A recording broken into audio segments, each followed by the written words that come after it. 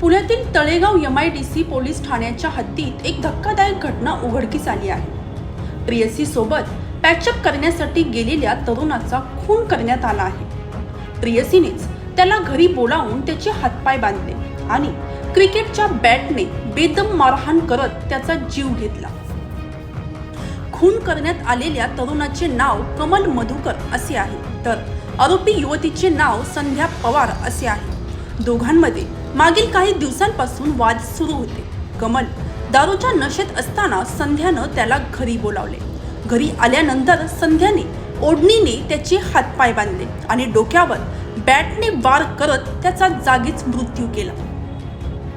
दरम्यान कमल आणि संध्या यांची ओळख मजुरीच्या कामादरम्यान झाली होती आणि त्यातूनच त्यांचे प्रेमसंबंध सुरू झाले।